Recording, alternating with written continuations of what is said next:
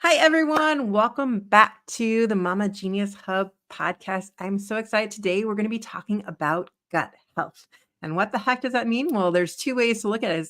That gut really is, we were just talking about, is our first brain in there. And when we treat it healthily, then we can listen to it more and follow those feelings that are there. And so we're going to dive into that today with Terri, who I'm going to introduce right now. She is a certified integrative nutritionist health coach with over 30 years of experience as a social worker. Passionate about empowering busy moms, Terri specializes in restoring gut health and reducing inflammation from overall well-being. Through her 6-month coaching program, she guides individuals to prioritize their health, adopt sustainable habits, and make lasting positive changes. Her transformational approach extends beyond dietary recommendations, which we're going to talk about today, emphasizing the profound connection between nutrition, lifestyle choices, and vibrant health. With a personal journey of reversing an underactive thyroid and eliminating chronic anxiety through nutrition, she inspires clients to embrace a future of vitality and well-being. So we're so happy you're here to embrace and give us busy mamas those tips and how we can do that integrating into our lifestyle. Thank you so much for coming on today, Terri. Oh, thanks. Thanks for having me. It's a pleasure. I can't wait to talk about gut health. It's my favorite topic. Well, tell us a little bit more about your story, and we kind of gave a little bit of introduction to us, but what's your why behind all this? Well, it goes so many layers deep, actually. Yeah. So one of the things that I discovered when I was working as a social worker for many years, about the last 4 years of my career as a social worker, I had a big shift in my job. I actually had to apply for the same job that I was doing with a private company in order to continue doing that work. And when I made that shift, it was just work, work, work, work, work, work, work, work, work, right? So the company was just like, just get your job done, just do the work, whatever hours it takes, just get it done. And being the person that I am, when I want to do something, that's new, I want to do it really super well. So I would often work, 50, 60 hours a week because to me, I always wanted to prioritize my clients. Okay. So if I had to do paperwork, that meant in the evening because I spent more time listening to my clients, then I got me kind of like, in trouble there because now I'm spending more time on my um, clients, but the paperwork part would come at the end. I would do it in the evenings. I would do it, in the weekends, and it really started interfering with my life. Okay, and at time it says, "Oh, things are gonna just get better. Things will just get better. Hang in there. We're gonna do this." And after almost 4 years, I'm like, I have like no life anymore. Like I have nothing that I'm living except for my work, and I have a family, and I know that they're being neglected. And then what happened was I started feeling really anxious constantly, like all the time. So anxious, and it was just like chronically fatigued, and I had um like headaches sometimes, bloating, a lot of flatulence, all these kind of symptoms. And I'm like, man, I guess I better go to the doctor and figure out what's going on. So I went to the doctor and found out that I had an underactive thyroid. And I'm like, oh, that explains it. That's why it explains too why I'm gaining all this weight, right? So the doctor said, well, the biggest thing that you need to treat this would be to take medication. And when she said that, that was my wake up call because when I was 18, my mother died from being overly medicated for depression. And I'm like, so I was never one to take medication. And I was just not one to do that. So I'm like, really? Isn't there other ways that I can actually resolve this? So it made me go on this big rampage of research, right? Just finding out how can I reverse this condition without taking medication. So, because I didn't want to do it, and I didn't. I just told my doctor, I'm like, thank you very much for that information, but I'll do my research and I'll get back to you if I need that. So, lo and behold, I discovered yes, you absolutely can reverse an underactive thyroid. Okay. Don't have to take medication for it. And that was such a big eye opener for me because I was just like, oh my gosh, do you know how many clients that I have this condition and don't know it? And then what medication can do? Medication is typically, a lot of times it's supposed to be meant for a temporary thing, not to be taken long term. And I'm like, there's so much damage that can be done to your gut when you take medication consistently. So I hooked myself up with a more alternative medicine type of clinic. And then I discovered that, hey, yeah, there's herbs out there. There's other things that you can eat. Hey, let's get your food sensitivities tested. You might have an issue with that. And sure enough, I did. I had found out that even though I thought I was eating healthy, I had 28 food sensitivities. And I was like, now what is that? So Sounds that was like, overwhelming. yeah, I'm like, wait a minute. I eat healthy. If anybody in this family eats healthy, it's me. Why am I being the one to get all these food sensitivities? And what does that actually mean? So, anyway, it got me again to be very curious about why. And what I discovered was in those food sensitivities, the reason you get them is because you have a leaky gut. What causes a leaky gut? Stress. Ah. Stress causes So what leaky gut. exactly is a leaky gut? Because I So, yeah, so there's this the leaky gut term is just kind of the layman's term for it, but it's actually the medical term is intestinal permeability. So what happens is you have your gut lining, if you think of your intestines, are just like one cell thick. Okay. So there's this barrier, the gut lining into in the bloodstream. And if there are food particles that actually seep through the gut lining from the intestine into the bloodstream, it creates this inflammatory type of response in the body and creates inflammation to get those particles out. The body thinks, uh-oh, foreign particles, attack, attack, attack. Let's get them out of here as yeah. soon as possible. And so it does that by creating inflammation in your body to try to get rid of it. So people then get chronically inflamed when they have these food sensitivities because they're getting all this extra food particles into their bloodstream that shouldn't be there in the first place. So then it goes back to, oh, well, I guess I have to do something with all the holes in my intestines that are there. How do I fix that? And that's where my natural practitioner came in and said, "Oh, this is how you do it." And so then I'm like, "Oh, okay, great. Let's stop eating all those foods on my food sensitivity list as a start." Okay. And that was interesting because those foods on my food sensitivity list were things like eggs, watermelon, cantaloupe, almonds, walnuts, coconut, wheat, rice, casein, all these foods that you would typically think would not be an issue, right? And I wasn't eating at this point any refined sugars. I was hardly eating any refined carbs. So that was a real eye opener for me. And what happened is when I stopped eating those foods about a month later, I had lost I think it was 12 pounds without changing my calorie intake. That was a huge eye opener because, and then I'm like, what? Yeah, the inflammation in my body just settled down because I was no longer putting those foods into my body. Mm. So, anyhow, and then what I realized, this is the thing. I realized, okay, my mother most likely had this condition, but she was being treated for depression. Okay. Which is what happens a lot. And then this was years ago, years ago. And so you're talking, like 30 years ago more. So she actually likely had this condition, was being medicated for it for depression. And that's why I think spiritual part of me says, yeah, mom's now guiding me to prevent this from happening.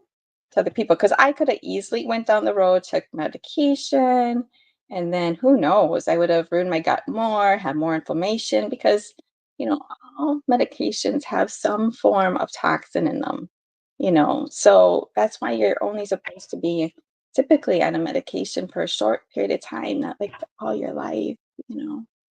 So anyway, that's my story. I love it.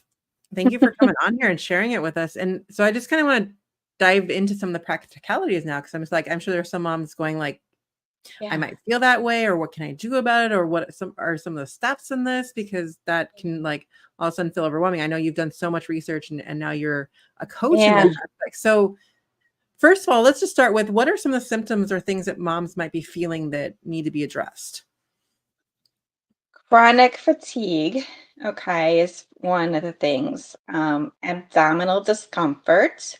If you're bloating after a meal or a certain food, um, flatulence, diarrhea, constipation, brain fog, aches and pains in your body. Um, if you have like a diagnosis of oftentimes of arthritis, it could be just Mhm. yeah, it could just be food sensitivities that have gone awry.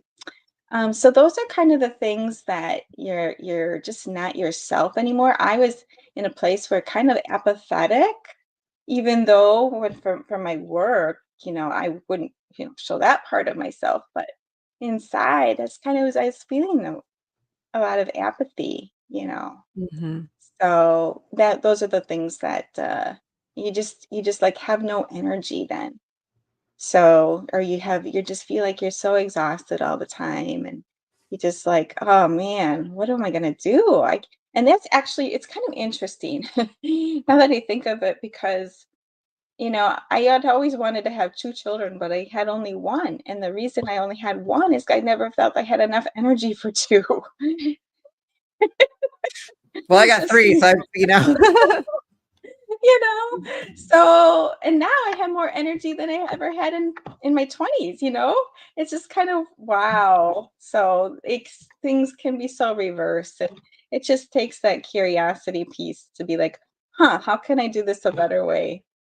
I swear, I mean, that's in my check-in prostate, curiosity is the first thing. I mean, that's where we have to start. And I feel like we've just lose it. I mean, Yes, when I was looking at the statistics of it, I mean, like a 3-year-old asks questions like 100 times a day. By the time they're exactly. 11, they're not even asking questions anymore. And then by like 25, there's like 2% of people even asking questions. I feel like we are like Yes. honed in on like, what's the right answer instead of Right, like, right. what can I figure out? And I mean, even as we're talking about like being curious right now with how you're feeling, but Yeah. what when we start to feel those things and start to notice it, what then are the next steps, or where do we lead that curiosity to like figure out answers or for each of us? That's the other thing, is that your answers are going to be different than someone else's, and that's the part where curiosity has to keep playing in place, because there's not a right answer. There's a right answer for you, but not necessarily that will work for someone else. Right. And one of the biggest things that I discovered, first of all, and I'll just tell everybody this, is one of the basic things that you can start with is just be willing to experiment with your body and start getting rid of any processed foods that you're eating is going to be a huge thing for you. Okay. So if you're eating any types of refined grains or refined carbs or refined, anything packaged food that's, got additives and preservatives in it, start getting rid of those out of your diet as soon as possible because they are not your friend. They are not your friend. I'm telling you this. It just puts more pressure on your body when you consume those refined foods to have your body to have to work so much harder to try to get rid of all those toxic foods that you're putting in. So that alone will increase your energy so much. So I would just start there. Okay, if you can start there and keep going, like, and get rid of the refined sugar out of your diet, anything that has, and there's like 75 different names for sugars, right? Well, So can yeah, we go can ahead. we switch a little bit for a minute, Terry? Let's Yeah, start with yeah, like, what are things that we can like put into our bodies, like start giving them lists of things and meals and things that we can do. Because I feel like sometimes when we go on the canned, all of a sudden it's like, well, I can't do that. I'm not going to do that. So I think if Sure. we fill them up with like tidbits, and I know you had some meal planning ideas in there, and like let's go Yes. that route in terms of Okay. let's fill them up with what they can do and Okay. put that hope in there. Okay. Okay. So it starts with your grocery list. Okay. So it starts with your grocery list. So figure out the foods, first of all, that you like that are real foods. Okay. What fruits and vegetables do you actually like? Put those on your list. Okay. What meats do you like? What are Mm, the beans you like? What are the nuts and seeds that you like? Okay. Put those on your list. Okay. Go, I and if love you this. have trouble finding a list, go on the internet and Google healthy foods or real vegetables and fruits.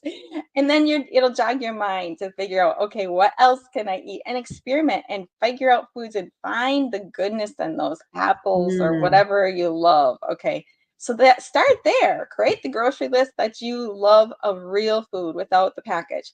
And then know that whenever you go into the grocery store, you're going to want to be spending most of your time in the perimeters of the store, nice. right? Right? So you're going to not go into those middle aisles where there's what I call dead food. Most of those foods in there are long shelf life foods, which means they can be stored for a long time. And if they're stored for a long time, the nutrient level in those foods is going to be a lot less, than the ones that you're getting in the produce aisle, or even the frozen vegetables are better too than sometimes the fresh ones, because they're if they're frozen fresh, then they're maintaining their nutrients, in there. Mm, So yeah, so just keep it in. And also with that idea, there are some like canned foods, for example, like your beans that are cooked, those are okay actually, if you like rinse them off and stuff. But ideally you want fresh fruits and vegetables, fresh meats, maybe frozen, is okay too, but just not the already prepared foods with all the additives and preservatives in them. Okay. So that would be a big start. Then when you get that um, list, figure out what you want to make, and you can make so many yummy foods just using like a crock pot. That's what I mm. did when I was working, as a busy, super busy person. And I still love my crock pot. Some people like the Instapot. I still go to my crock pot just because it's like something that I love, to be able to smell the food in the house for so long and put it in and just kind of forget it, right? You're making me want to do crock pot meal. Let's get in the I winter. In fact, I have like a nickname. I remember I was like crock pot queen because I have like, I don't know, I probably have like 8 different crock pots in my house, like all different sizes. So, and we would have Well, you parties. are from Wisconsin, all I gotta say. Yeah, just put it in the crock pot to keep things warm, so when people are ready to eat, that they can just go in and help themselves. So anyway, I love crock pot cooking, and it's the easiest method of cooking. I will oftentimes, like prepare chicken first of all on the stove, and I love using a lot of spices. So, my husband actually is from Bangladesh, and um, hey, that's one of the things that I love about the culture is the spice. The spices are so yummy, and so I use a lot of spices in my food, and like curries and curcumin and I'm sorry, cumin and cardamom, and oh, just so many different ones. Cinnamon. I love using cinnamon in my food. Ginger.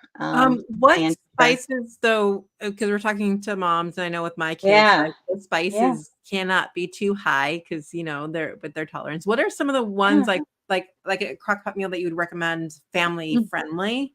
Yeah. Because some of Yeah. those, yeah. Okay. A family-friendly crock-pot meal. Okay, so chicken, right? Chicken is really good. You can put the whole bird in their crock pot if you want to. You know, Oh, you know, bird.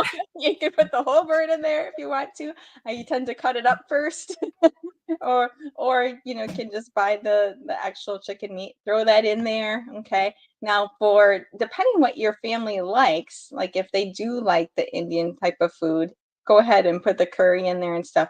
But if you don't, and if it's more like a chicken soup kind of a taste, then I would go for like fresh thyme, like, thyme, oregano, basil, salt, pepper, those basic things, in there. You can experiment too to see and garlic. I love garlic, and I think a lot of people like garlic, so that's a pretty safe one, to put that in there. And then you can put your baby carrots in there.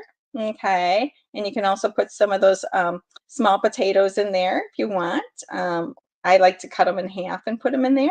And then, yeah, and Do you then you peel can them just first, or you put them in with the peel? I'm just with curious. the peel, Okay. actually, as long as they're organic. If Okay. they're not organic, then I probably would peel the larger ones, and put them in. But just to avoid the toxins that are, because they can be heavily sprayed, right? So, and there's actually a list of foods I call the clean 15 and the dirty dozen. So those are kind of very helpful for people to follow, because the clean 15 are the foods that you can still eat without having to buy organic. And when you think of those foods, you think of something like an avocado, or you're not eating the rind, or a pineapple, you're not eating the rind. But then there's other foods like strawberries, which are sprayed really heavily, right? And so you definitely want to buy that. That's like on the dirty dozen list. So you want to buy that organic for sure. So, but anyway, I think I answered your question as far as the meal goes. Just to put that together with maybe some water or some chicken broth, plug it in, and you can have that a nice meal that way. You can and then what you do too, just to kind of supplement, is our family, I make a salad every night. So I take my leafy greens and I make the salad actually very, very yummy. In fact, I have a great friend who I inspired so much that he like makes a salad every night for dinner. Like, because the way I make it is so it's tasty, right? So it's tasty. So a lot of people, they're just like think salad, like, oh, okay, I'll put some cucumbers in there, maybe some tomatoes and some onion. And it's like, no, there's so much better foods. Like, I'll take some spring greens or leafy greens and cut that up, put it in a bowl with my olive oil and my Celtic sea salt, mix that up, okay? Then I take my carrots, cut that up, put that in there, put some apple in there, cut up apple. Um, Also, I put some pumpkin seeds in there. And then I also, what else? Radishes, cucumbers, peppers, everything that my family likes. So I'm just saying all these things that I like, but find the ones that you like, for your family, put those in there. And when you eat that first, oh my God, it takes up so much room in your tummy, right? So then you're not going to eat as much of the chicken. And then guess what? You're going to have leftovers for maybe a couple days, 2, 3 days. So, or you can freeze it if you don't like to have leftovers. I'm one of those people that I'll eat leftovers for 2, 3 days, no problem. If I don't have to cook, that's fine. I just I warm go up back the and food. forth, like, I'll make myself something, but then the kids we'll just have it'll be, like, leftover on the board, and, like, all the leftovers are just on the counter. You're on your own. We'll sit and eat together when you're done getting your food together.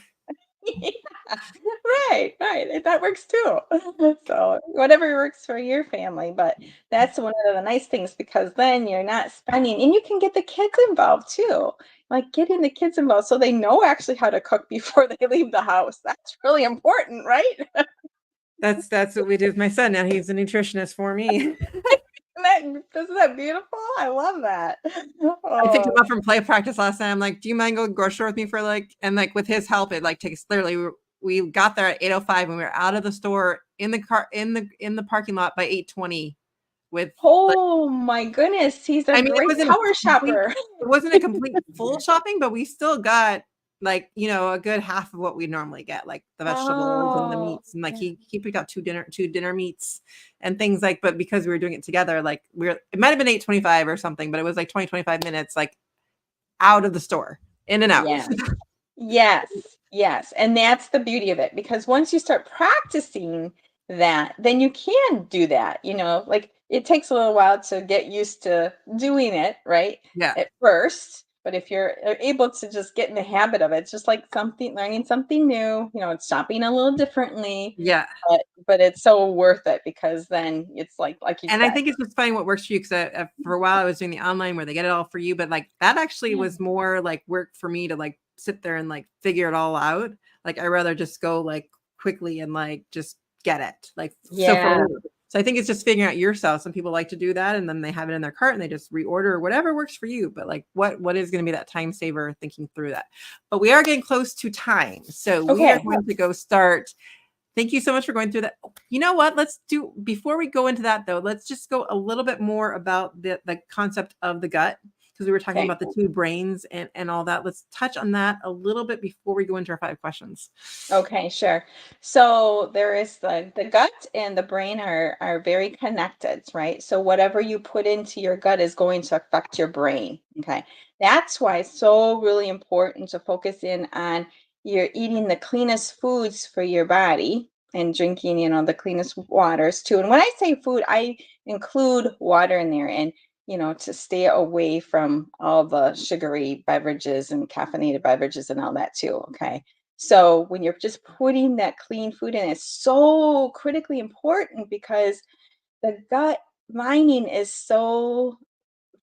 it's only one cell thick. So you want to protect that because then you won't get this like leaky gut. And by the way, 89% of Americans have a leaky gut, right? So have a version of it. So it's a high number. So a lot of people are going to have problems if they're not taking care of their gut. So one of the first things you want to do is remember that everything you're eating is going to affect your brain. Okay. And how does that play out? Well, if you're eating really healthy food, you're going to be able to think more clearly and you're going to be thinking straight, more straighter. So, as a result of that, you're going to be able to make better decisions. You're going to be able to see things clearly. You're going to have better relationships because you're going to be in a better mood. Okay. You're going to have more energy to do things that you love to do. So it's such at a really at a deep level is food is our medicine. I mean, it truly is. So we have this gut brain axis. We have actually more neurotransmitters in our gut than we do in our brain. Mm. Neurotransmitters are responsible for how you feel. Okay. So if you are feeling anxiety or having some type of depression, for example, you can do a lot just by changing your diet. It's that impactful. And of course, along with that whole gut health thing, you want to, of course, think about how much you're sleeping because that's huge too. You can't just do one, like you can't, but I would start with the eating and the drinking, being very mindful of those, then go on making sure your sleep is getting, good, and taking magnesium at night can be very helpful if you have trouble with anxiety or sleep. Um, then exercise, and if you're really tired, don't exercise a whole lot of, a really like don't do hit. Don't do high intensity workouts because it's going to stress your body out even more. But do walking because that's very helpful for digestion. And then you're going to be very cognizant of your stress management. That is huge because if you're not cognizant of your stress management, you're going to have problems. You're going to feel a lot of anxiety and you're not going to make good decisions. And that's just going to wear you out. So be aware of your triggers. What are your triggers? Prepare for those. And then also be mindful of your relationships. Are they uplifting or are they draining on you? Because every person that you have, contact with is going to have some type of energy effect on you. So that's really mindful to be aware of. And so if you have somebody who, is more negative or, they just really kind of trigger you, get curious if maybe there's a way you can spend less time with them somehow. So let's break that down a little bit. And just like the first thing is just lead with curiosity. And Yes. I would suggest, like, instead of like thinking about all that I can't do or can't do, start thinking about the things that you want to do that would make a difference. And so I'd say, like, as you were suggesting, just go look up some of those foods and start just identifying foods that you already like that you know that you can eat. And I say that would be a great step to get started, right, Terry? Absolutely. Yep. And in fact, one of the things that I was just thinking about is a lot of people are familiar with ChatGPT and are using that. And you could even just go on there and say, hey, create me an easy crockpot recipe with chicken, this and this and this, and then it'll probably do it for you. I mean, It it's just, it will do your whole meal planning for you if you want. yeah, exactly. It'll create So, your shopping list for you too, like, yes, exactly. Exactly. So and yeah, it's really that simple. or you get like me and train your 12-year-old that during the summer, 2 weeks during the summer, he actually went on to a meal planning thing, and he planned dinners for the, like, 2 weeks straight and cooked them. Oh my gosh, how wonderful. So, Wow. we all get to our different places, but before we run out of time, let's start with Mhm. our top 5 questions for moms. Okay. Number 1, what is your favorite book or resource that has impacted your journey as a mama? Mm. It's such a difficult question for me because I have like three of them sitting here. And one of the and I was like, which one do I say? Because I loved them all so much. But I think one of the things that I really loved was The Five Love Languages of Children. Mhm. Okay, and that was written by Gary Chapman and Ross Campbell. But it just, there's such an impactful one. I mean, I read the Five Love Languages first, and then I read the ones for children, and I'm like, man, that is so impactful. If families would just focus on that, that would be incredible because loving your kids, I mean, is just the basic nurturing thing you can do. The discipline, I was surprised. I was a parent education worker in the past for over 6 years before I had my child. And I learned so much in that. But one of the things that I learned was this. The more I focused on doing the nurturing and the specific praise and the prevention, the less you have to deal with any negative behaviors. I noticed that my kids call themselves out. Like, Yeah.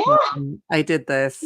Like, should we talk about Uh-huh. that? Are you ready to talk about that yet?" "Not yet." And the next day they'll come Yeah. around, and I do see that the more that we focus on that and fostering it rather than just trying to cut off behavior. And that's I think also with even eating and stuff is just figuring out what are the things we can do instead of Yes. what we need to restrict from our diet. Right. Start looking at being curious about what do I want to eat? What is going to be good for me? And just leading with those questions. I think the more that we focus on what we can do rather than what we Yeah. need to take away or can't do.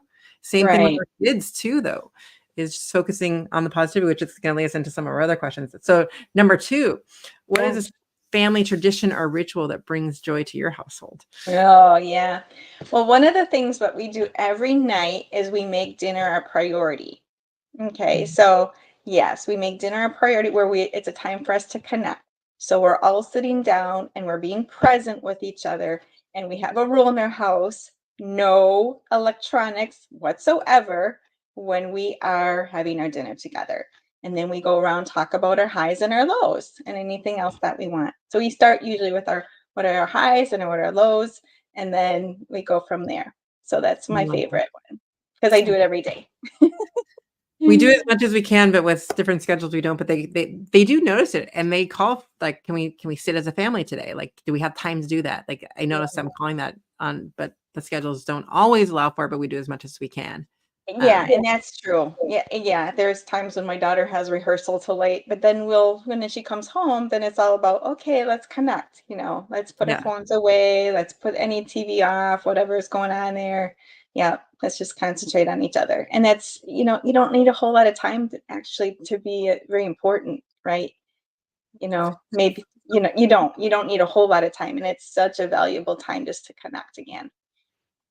So number 3 is me trying to open up the conversation as I'm calling out moms here, and I call you out as a busy mom because I feel it as a busy mom too. But I want Mm, to redefine that in terms of us not identifying as busy, but who we are and what we do. So a lot of times when we say, "How are you?" we just respond, mm. "I'm busy, blah, blah, blah." So any thoughts on how to redefine that? Oh, I love this question, by the way.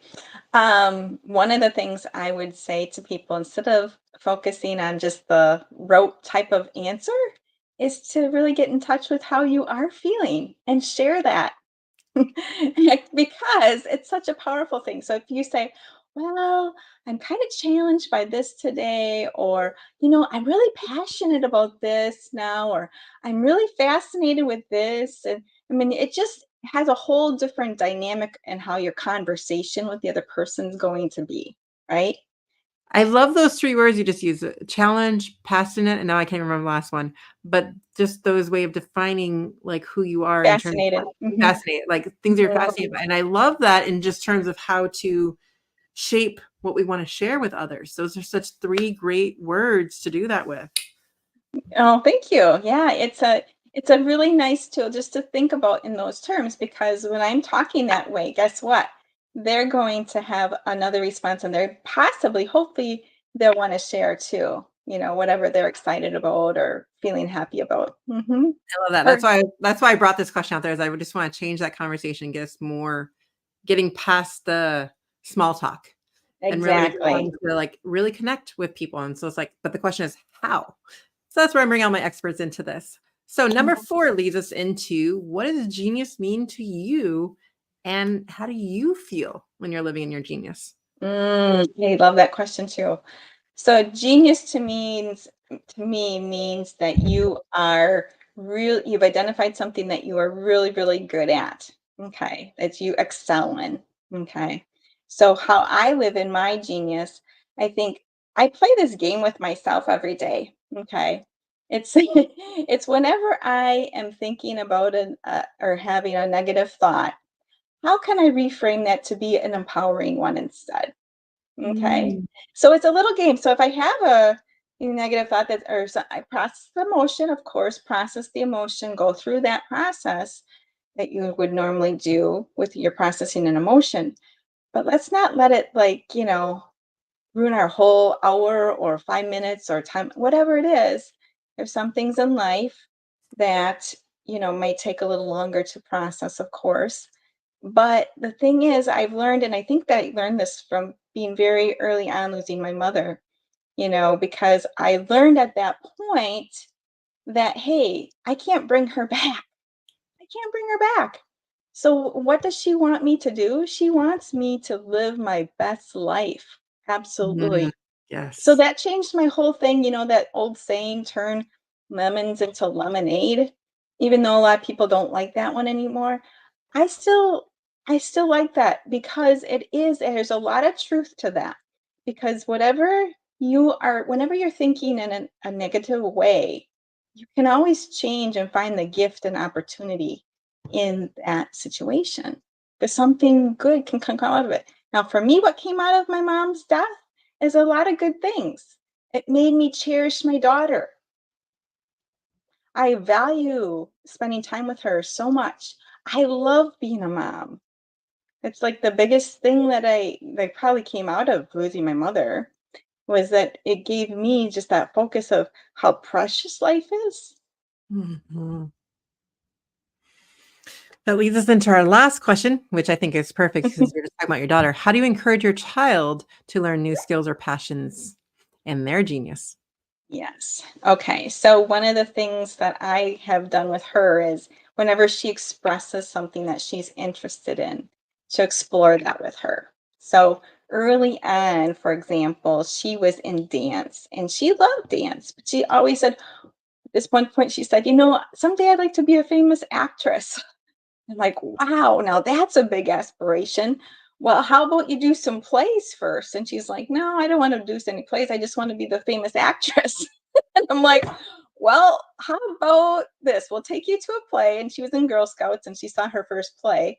And then she's like, yeah, I do want to do that. That looks fun. So that's how I supported it. Is like for some people they'd be like, well, you're not gonna ever do that. So, let's poo-poo that. No, explore those things, get them excited about it. And guess what? She's now been in theater from the age of 9 and she's 17 now. And she absolutely loves it. She is a performer. She loves to perform. Okay. So that's how I've supported her own genius. And you know what? That turned out to be the best thing for her, because she can get up in front of people, not be afraid to speak. I mean, she's just really confident in herself and she's on stage and she has so much more than I had the opportunity for. So, anyway, that's how I supported my daughter is just kind of explore whatever they're interested in, get curious about it, and help them whatever way you can to do that. I think curiosity is the key to everything today, and why so much, and why it's part of my check-in as well. But thank you so much for coming on, Terri. Give us a little final Sure. element of and how people can get a hold of you. Sure. So you can contact me at terrytotalhealth.com, which is my website. And there, if you are interested in having a conversation with me, I do have a complimentary consult that I can offer you. You just sign up there and we can have a discussion like this just to see if you are, ready or whatever you're thinking about how I could support you in moving forward. And I just so you want your listeners to be aware is that it's a consultation. So if at the end of you like, yeah, this has been great, and that's all we do, my job is done. Okay. I'm very happy with that. But the thing is, if you are interested in moving forward and you wanted to go into deeper and get that accountability and that support for yourself that often is needed, then I can talk to you about, what I can offer you for ongoing support as well. So, but Terri Total Health is my website, and I am on Facebook as well. Terri Rahman is just like my name. You can find me there and on Instagram as well. Well, thank you so much, and thank you all for tuning into Mama Genius Hub podcast, and we'll see you on the next episode. Thanks, everyone. Thank you. Thanks for having